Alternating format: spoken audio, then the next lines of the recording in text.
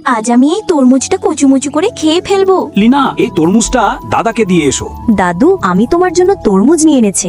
ধন্যবাদ লিনা, আজ আমার খুব তরমুজ খাওয়ার ইচ্ছে করছিল। কিন্তু এ কি, দাদা শুধু বাসি ভাত খাচ্ছিলেন। এখন আমি তাড়াতাড়ি গিয়ে দাদার জন্য কিছু মজাদার খাবার নিয়ে আসি। গরম গরম মোমো, তার সাথে দেশি মাল, আজ তো সেই মজা হবে।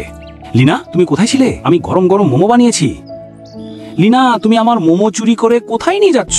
এই দুষ্টু মেয়ে আমাকে শান্তিতে খেতেও দেয় না। যাক, এই একটা মোমো বেঁচেছে, এটা খেয়েই থাকতে হবে। দাদু, এই নিন গরম মোমো খান। আরে, দাদুর তো জুতাটা ছিঁড়ে গেছে। এখন তো আমার দাদুর জন্য নতুন একটা জুতা কিনতে হবে। সে ঘরে গিয়ে নিজের এটিএম বাক্স থেকে টাকা বের করে দোকানের দিকে রওনা হলো। লিনা, কোথায় যাচ্ছ টাকা নিয়ে? দাদার জন্য জুতা কিনতেই হবে। আমার তো মদ খাবার টাকা নেই, আর তুমি দাদার জন্য জুতো কিনছো? এই জুতাটা দাদুর জন্য ভালো হবে। দাদু, দেখো, আমি তোমার জন্য নতুন জুতা কিনেছি। আরে বাহ লিনা, তুমি দারুণ জুতো এনেছো। বাবা, আমি বাজার থেকে চাল ও সবজি কিনে আনলাম। ঠিক আছে, যাও তাড়াতাড়ি রান্না করো। চাচা, আমি রান্নায় তোমার সাহায্য করব।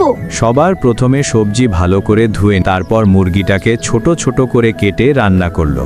খাবার রেডি হয়ে গেছে। দাদু, আজ দেখব কারা লাইক ও সাবস্ক্রাইব করে এবং কমেন্টে আই লাভ ইউ দাদু লেখে।